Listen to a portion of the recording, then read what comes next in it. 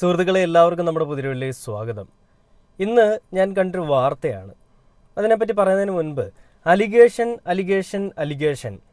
അലിഗേഷനാണ് മുഴുവനും, അലിഗേഷനാണ് അഖിലസാര മൊഴിയിൽ എന്നൊക്കെ പറയുന്നത് പോലെയാണ് അലിഗേഷനുമായിട്ട് വന്നിരിക്കുന്നത്. ആരാണ്? കുറച്ച് ആളുകൾ. എന്താണ് അലിഗേഷൻ?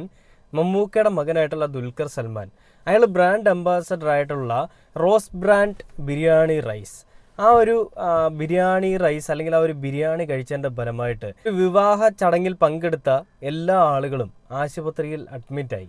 എന്താണ്? ഫുഡ് പോയ്സൺ ഉണ്ടായി. അങ്ങനെ അഡ്മിറ്റ് ആവാനുള്ള പ്രധാന കാരണം അവർ കഴിച്ച ബിരിയാണി അരിയുടെ ഗുണമേന്മ തീരെ കുറവാണ്. ആ ബിരിയാണി അരി അല്ലെങ്കിൽ ആ ഒരു ബിരിയാണിയുടെ ബ്രാൻഡ് അംബാസഡർ ആരാണ്? ആ ഒരു ബ്രാൻഡിൻ്റെ ബ്രാൻഡ് അംബാസഡർ ആരാണ്? നമ്മുടെ എല്ലാവരുടെയും താരരാജാവായിട്ടുള്ള മമ്മൂക്കയുടെ മകനായിട്ടുള്ള ദുൽഖർ സൽമാൻ. ആ ഒരു കമ്പനി, ഈ ഒരു പ്രശ്നം വന്നതിന് പിന്നാലെ മാധ്യമങ്ങളിലും എല്ലായിടത്തുമുള്ള കമൻറ്റ് ബോക്സുകൾ നിറയുള്ള കമൻ്റ് എന്ന് പറഞ്ഞു കഴിഞ്ഞാൽ, ഞാൻ ആദ്യമായിട്ടാണ് ഇങ്ങനെ ഒരു കമ്പനിയെ പറ്റി കേൾക്കുന്നത്. ഇങ്ങനെ ഒരു ബിരിയാണി അരി ഉണ്ടെന്ന് തന്നെ ഞാൻ അറിയുന്നത് ആദ്യമായിട്ടാണ് എന്ന് പറഞ്ഞുകൊണ്ടാണ് പല ആളുകളും രംഗത്തേക്ക് വന്നിരിക്കുന്നത്. നിങ്ങളൊന്നും മനസ്സിലാക്കണം, 2001 മുതൽ ആരംഭിച്ചൊരു കമ്പനിയാണ് ഈ പറയുന്ന ബിരിയാണി അരിയുടെ ഒരു കമ്പനി.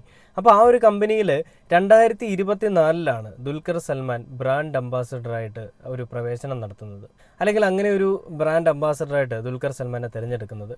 അതിനുശേഷം വെച്ചടി കയറ്റമായിരുന്നു അതിൻ്റെ ഒരു ബിസിനസ്സിൽ. നമുക്കറിയാം, ഓരോ സെലിബ്രിറ്റീസിനും ഓരോ ബ്രാൻഡിന് വേണ്ടിയിട്ട് അവർ കണ്ടുപിടിക്കുകയും അവരെ അവരുടെ ബ്രാൻഡിങ് പാർട്ണറായിട്ടും അല്ലെങ്കിൽ അവരുടെ പ്രൊമോഷൻസിന് വേണ്ടിയിട്ടും യൂസ് ചെയ്യുകയും അങ്ങനെ ചെയ്യുന്നതിൽ കൂടി അവർക്ക് കിട്ടുന്ന ഒരു മാർക്കറ്റ് വാല്യൂ അല്ലെങ്കിൽ ഈ ഒരു താരത്തിനുള്ള ആ ഒരു വാല്യൂവിനനുസരിച്ചിട്ട് അവരുടെ ബ്രാൻഡിന് കിട്ടാൻ പോകുന്ന വാല്യൂ എത്രത്തോളമാണെന്നുള്ള അറിയാവുന്നത് കൊണ്ട് തന്നെയും അത് നല്ല രീതിയിൽ കമ്പനി യൂട്ടിലൈസ് ചെയ്തു. എന്നാൽ ഇന്നിപ്പോൾ ഉണ്ടായിരിക്കുന്ന വിഷയത്തിൽ പറയുന്നത്, ആ ഒരു പാക്കറ്റിൻ്റെ എക്സ്പയറി ഡേറ്റോ അല്ലെങ്കിൽ അതിനെപ്പറ്റിയുള്ള ഒരു വിവരങ്ങളുമില്ല. ആ ഒരു അഴിമതിക്ക് ദുൽഖർ സൽമാൻ കൂട്ടുനിന്നു എന്ന് പറഞ്ഞുകൊണ്ടാണ് ഈ ഒരു പരാമർശം അല്ലെങ്കിൽ ഈ ഒരു പ്രശ്നങ്ങൾ ഉണ്ടായിരിക്കുന്നത്. എന്തിൻ്റെ പേരിലാണ് ഈ പ്രശ്നങ്ങൾ ഉണ്ടായിരിക്കുന്നത്? ദുൽഖർ സൽമാൻ ശരിക്കും ഈ ഒരു കൊള്ളരുതായ്മയ്ക്ക് കൂട്ടുനിന്നു എന്നാണോ നിങ്ങളെല്ലാവരും വിചാരിക്കുന്നത്? എനിക്ക് തോന്നുന്നില്ല. ദുൽഖർ സൽമാനെതിരെയും മമ്മൂക്കയ്ക്കെതിരെയും പലതരത്തിലുള്ള പ്രശ്നങ്ങൾ ഉണ്ടാക്കാൻ വേണ്ടിയിട്ട് പല ആളുകളും കളിച്ചൊരു കളി നമ്മൾ കണ്ടതാണ്. അതിൽ ഏറ്റവും കൂടുതൽ കളിച്ച ആളുകൾ സംഘിമിത്രങ്ങൾ തന്നെയായിരുന്നു. അപ്പോൾ ആ ഒരു പ്രശ്നങ്ങളൊന്നും എങ്ങും എത്തുന്നില്ല എന്ന് മനസ്സിലായപ്പോൾ ഇറക്കിയ പുതിയ കളിയാണോ ഇതെന്നുള്ളത് നമ്മൾ മനസ്സിലാക്കേണ്ടിയിരിക്കുന്നു. അപ്പോൾ എന്തായാലും ആദ്യം നമുക്ക് ആ ഒരു വാർത്ത കണ്ടു നോക്കിയിട്ട് നമുക്ക് ബാക്കി വീഡിയോയിലേക്ക് വരാം. ഇപ്പോൾ വരുന്നത് ബിരിയാണിയുമായി ബന്ധപ്പെട്ട ഒരു വാർത്തയാണ്. നടൻ ദുൽഖർ സൽമാനോട് ഡിസംബർ 3 പത്തനംതിട്ട ഉപഭോക്തൃ തർക്കപരിഹാര കമ്മീഷനിൽ ഹാജരാകാൻ നിർദ്ദേശിച്ചിരിക്കുകയാണ്. റോസ് ബ്രാൻഡ് ബിരിയാണി റൈസ് വാങ്ങിയതുമായി ബന്ധപ്പെട്ട പരാതിയിലാണ് നടപടി. ബിരിയാണി റൈസും ചിക്കൻ കറിയും കഴിച്ചവർക്ക് ഭക്ഷ്യവിഷബാധയുണ്ടായെന്നാണ് പരാതി. റോസ് ബ്രാൻഡ് ബിരിയാണി റൈസിന്റെ ബ്രാൻഡ് അംബാസഡറാണ് ദുൽഖർ സൽമാൻ. പ്രവീൺ പുരുഷോത്തമൻ നമുക്കൊപ്പം. Good evening Praveen Purushothaman. ബിരിയാണി അരിയുടെ ബ്രാൻഡ് അംബാസഡർ ആയതിന് ദുൽഖർ കോടതി കയറേണ്ടി വരികയാണ്. എന്തൊക്കെയാണ് സംഭവം? സുജയ, പത്തനംതിട്ട ഉപഭോക്തൃ തർക്ക പരിഹാര കമ്മീഷനാണ് ഇപ്പോൾ നോട്ടീസ് അയച്ചിരിക്കുന്നത്. ഈ നോട്ടീസ് അയച്ചത് rose brand biryani rice managing ഡയറക്ടർക്കും ഒപ്പം തന്നെ ഈ ബിരിയാണി റൈസിന്റെ ഈ ബ്രാൻഡ് അംബാസഡർ ആയിട്ടുള്ള സിനിമാ നടൻ ദുൽഖർ സൽമാനുമാണ്. പത്തനംതിട്ട വള്ളിക്കോട് സ്വദേശി PN ജയരാജൻ എന്ന ആളാണ് ഉപഭോക്തൃ തർക്ക പരിഹാര കമ്മീഷനിൽ ഈ ഒരു പരാതി ഫയൽ ചെയ്തത്. ആ പരാതിയുടെ അടിസ്ഥാനത്തിലാണ് രണ്ടു പേരോടും ഇപ്പോൾ ഡിസംബർ 3 ഹാജരാകാൻ ഉപഭോക്തൃ തർക്ക പരിഹാര കമ്മീഷൻ നിർദ്ദേശം നൽകിയിരിക്കുന്നത്. ഓഗസ്റ്റ് 24 2025 ഓഗസ്റ്റ് 24 വള്ളിക്കോട് ഒരു വിവാഹം നടന്നിരുന്നു. ആ വിവാഹവുമായി ബന്ധപ്പെട്ട് അവിടെ ഈ പറയുന്ന റോസ് ബ്രാൻഡ് ബിരിയാണി റൈസ് വെച്ച് അവിടെ ബിരിയാണിയും ഒപ്പം തന്നെ വെജിറ്റബിൾ ബിരിയാണിയും തയ്യാറാക്കിയിരുന്നു. അത് കഴിച്ചവർക്ക് ഭക്ഷ്യവിഷബാധ ഉണ്ടായി എന്ന് ഈ കാറ്ററിംഗുകാരനായിട്ടുള്ള പരാതിക്കാരൻ ഉപഭോക്തൃ തർക്ക പരിഹാര കമ്മീഷനിൽ പരാതി നൽകി. അതിന്റെ അടിസ്ഥാനത്തിലാണ് ഇത് പരിഗണിച്ചുകൊണ്ട് ഇപ്പോൾ ഈ രണ്ടുപേരും അടുത്ത മാസം ഹാജരാകണമെന്ന്, 3-ാം തീയതി ഹാജരാകണമെന്ന ഒരു നിർദ്ദേശം നൽകിയിരിക്കുന്നത്. ഈ കാറ്ററിംഗ് നടത്തുന്ന ആൾ വിശദമായിട്ടുള്ള ഒരു പരാതി തന്നെയാണ് ഇവിടെ നൽകിയത്. അതായത് ഇദ്ദേഹം വാങ്ങിച്ച റൈസിൽ അതിന്റെ ചാക്കിൽ പാക്കിംഗ് ഡേറ്റും എക്സ്പയറി ഡേറ്റും ഉണ്ടായിരുന്നില്ല എന്നൊരു പരാതിയാണ് ചൂണ്ടിക്കാണിച്ചിരിക്കുന്നത്. അതിന്റെ അടിസ്ഥാനത്തിലാണ്, അതായത് പാക്കിംഗ് ഡേറ്റും എക്സ്പയറി ഡേറ്റും ഈ ബിരിയാണി റൈസിന്റെ ചാക്കിൽ ഉണ്ടായിരുന്നില്ല എന്ന പരാതിയുടെ അടിസ്ഥാനത്തിലാണ് ഇതിന്റെ MD-യോടും ഒപ്പം തന്നെ അതിന്റെ ബ്രാൻഡ് അംബാസഡർ ആയിട്ടുള്ള നടൻ ദുൽഖർ സൽമാനോടും ഡിസംബർ 3 ഹാജരാകാൻ ഉപഭോക്തൃ തർക്ക പരിഹാര കമ്മീഷൻ ഇപ്പോൾ. ഉപഭോക്തൃ തർക്ക പരിഹാര കമ്മീഷൻ എന്ത് കിഴങ്ങാണല്ലേ! എന്ത് ലോജിക്കില്ലാത്ത കാര്യമാണ് പറയുന്നത്. ആ ഒരു ബിരിയാണിയിൽ മതിയായിട്ടുള്ള ഡേറ്റും കാര്യങ്ങളും ഇല്ലായിരുന്നു എന്നാണ് പറയുന്നത്.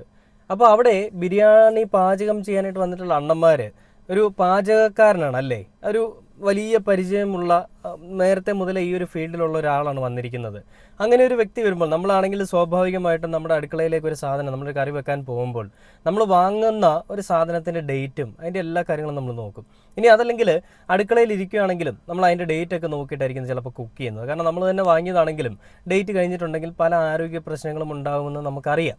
അപ്പോൾ അങ്ങനെ ഇരിക്കെ ആയിരക്കണക്കിന് ആളുകൾ വരുന്നൊരു പരിപാടി, ഒരു ചടങ്ങിൽ അങ്ങനെ ഒരു അരി മേടിച്ചിട്ട് അതിനെപ്പറ്റി ഒന്നും നോക്കിയില്ല, ചുമ്മാ അരി കവർ കീറിയങ്ങ് എടുത്ത് ഇട്ടു എന്നൊക്കെ പറഞ്ഞു കഴിഞ്ഞാൽ വിശ്വസിക്കാൻ കുറച്ച് പാടാണ്. കാരണം ഇത് മമ്മൂട്ടിയുടെ മകനെ കൊടുക്കണമെന്നുള്ള ഇൻറ്റൻഷനിൽ ചെയ്തൊരു പ്രവൃത്തി ആയതുകൊണ്ടാണ് വിശ്വസിക്കാൻ പാട്.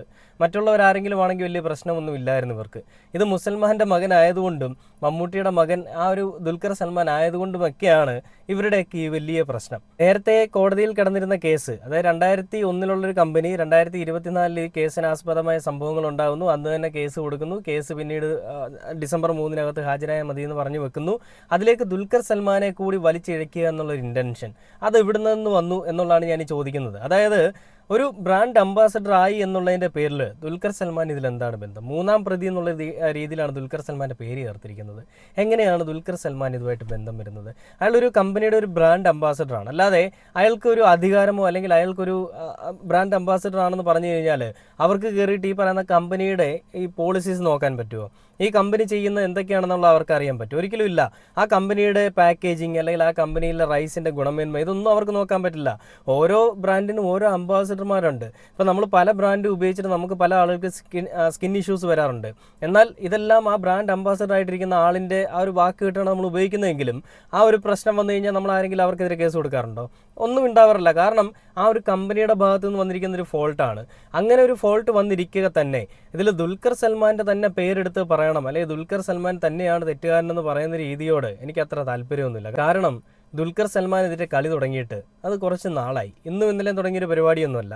ഇതിപ്പോൾ ഇവന്മാർ പലതരത്തിലും പല രീതിയിലും പല വിധത്തിലുമാണ് ഈ രീതിയിലുള്ള പരിപാടികളുമായിട്ട് വന്നിരിക്കുന്നത്. ദുൽഖർ സൽമാൻ്റെ വേ ഫെയറർ ഫിലിംസിൻ്റെ ഒരു ഡയറക്ടർ ഒരു പെൺകുട്ടിയെ വിളിച്ച് പീഡിപ്പിച്ച് ഒരു പെൺകുട്ടിയുമായിട്ട് മോശമായിട്ട് ബന്ധമുണ്ടായിരുന്നു പറഞ്ഞിട്ട് പരാതി വന്നു. അതിൽ ദുൽഖറിന് ബന്ധമില്ല, അല്ല ദുൽഖറിൻ്റെ സ്ഥാപനമായിട്ട് അയാൾക്കൊരു ബന്ധവുമില്ലെന്ന് മനസ്സിലായപ്പോൾ ആ കേസ് എങ്ങും എത്തിയില്ല. പിന്നീട് ഹവാല ഇടപാടുകൾ, പിന്നീട് ദുൽഖറിൻ്റെ വാഹനങ്ങൾ, ആ വാഹനങ്ങൾ കള്ളക്കടത്തിൽ കൂടി കൊണ്ടുവന്നാണ് ഭൂട്ടാനിൽ നിന്ന് ഇങ്ങോട്ടേക്ക് ഇറക്കുമതി ചെയ്താണെന്നൊക്കെ പറഞ്ഞുകൊണ്ട് പുതിയ പരാതി. ഈ പരാതിയും എങ്ങും എത്തിയില്ല. അങ്ങനെ ഇരിക്കെ മമ്മൂക്കയ്ക്ക് അവാർഡ് കിട്ടുന്നു. അവാർഡ് കിട്ടിയതിൻ്റെ പിന്നാലെ മമ്മൂക്കയുടെ മകനിട്ടൊരു പണികൂടം കൊടുത്തേക്കാന്ന് സംഘിപുത്രന്മാർ വിചാരിച്ചതിൻ്റെ ഫലമായിട്ടായിരിക്കണം ഈ ദുൽഖർ സൽമാനെതിരെ ഈ ഒരു പരാതിയുമായിട്ട് പോയിരിക്കുന്നത്. ഈ ഒരു പരാതി ഡിസംബർ 3 ഹാജരാവണമെന്ന് പറയുന്നൊരു കേസിൽ ഇപ്പോൾ ഉടനെ തന്നെ ദുൽഖർ സൽമാൻ പത്തനംതിട്ടയിൽ പോയി ഹാജരാവണമെന്നാണ് പറഞ്ഞിരിക്കുന്നത്. എനിക്ക് മനസ്സിലാവാത്തത് ഒരു ബ്രാൻഡിൻ്റെ ബ്രാൻഡ് അംബാസഡർ ആണ് എന്നുള്ളതിൻ്റെ പേരിൽ ആ ഒരു ബിരിയാണി ഏരിയയുടെ കമ്പനിക്കും വലിയ പ്രശ്നമൊന്നുമില്ല, ദുൽഖർ സൽമാനാണ് ഏറ്റവും വലിയ പ്രശ്നം. കാരണം ദുൽഖർ സൽമാൻ അതിൻ്റെ ബ്രാൻഡ് അംബാസഡറാണ്. ബ്രാൻഡ് അംബാസഡർ ആയി എന്നതിൻ്റെ പേരിൽ മാത്രം ദുൽഖറിനെതിരെ എങ്ങനെ പരാതി എടുക്കാൻ പറ്റും എന്നാണ് ഞാൻ ഈ ആലോചിക്കുന്നത്. ഒരു അരി വെച്ച് ചോറ് വെച്ചു, ആ ചോറ് അരി മോശമായതുകൊണ്ട് ഫുഡ് പോയ്സൺ വരുമെന്ന് ഞാൻ വിശ്വസിക്കുന്നില്ല. ഇനി മേ ബി വരാം. ഇനി അതല്ല, അവിടെ ഉപയോഗിച്ചിരിക്കുന്ന മറ്റുള്ള കറി പൗഡറുകൾ, അവിടെയുള്ള ചിക്കൻ ഉപയോഗിച്ച് ചിക്കൻ പഴകിയ ചിക്കനാണോ? അങ്ങനെയെങ്കിലും ഈ പറയുന്ന പ്രശ്നങ്ങൾ ഉണ്ടാവില്ലേ? അങ്ങനെയാണെങ്കിൽ ആ കോഴിക്കടക്കാരൻ പിന്നെ ബാക്കിയുള്ള അവർ ഉപയോഗിച്ചുള്ള കറി പൗഡറുകൾ ഇതിൻ്റെ എല്ലാ കമ്പനിയിലുള്ള ആളുകൾക്കെതിരെയും കേസെടുക്കണമല്ലോ. ഇത് ദുൽഖറിനെ മാത്രം ലക്ഷ്യം വെച്ചുകൊണ്ടുള്ളൊരു കളിയാണെന്നുള്ളത് നല്ല രീതിയിൽ മനസ്സിലാവുന്നുണ്ട്. അതിൻ്റെ കാരണം വേറൊന്നുമല്ല, ഇവരുടെ പലതരത്തിലുള്ള പല പ്രസ്താവനകളും തന്നെയാണ്. ഇത് ദുൽഖറിനെ കൊടുക്കാൻ വേണ്ടിയിട്ട് മമ്മൂക്ക എന്ന് പറയുന്നൊരു മനുഷ്യനെ അങ്ങ് നശിപ്പിക്കാൻ വേണ്ടിയിട്ട് ചെയ്യുന്നൊരു പരിപാടിയാണോ നമ്മൾ സംശയിക്കേണ്ടിയിരിക്കുന്നു. എന്ത് തന്നെയാണെങ്കിലും വൃത്തികെട്ട പരിപാടികളാണ് ഇത്. ഏതൊക്കെ രീതിയിലാണ് ഇവന്മാർ ഇതിങ്ങനെ പറഞ്ഞുകൊണ്ട് പോകുന്നത്? എന്തൊരു കഷ്ടമാണല്ലേ.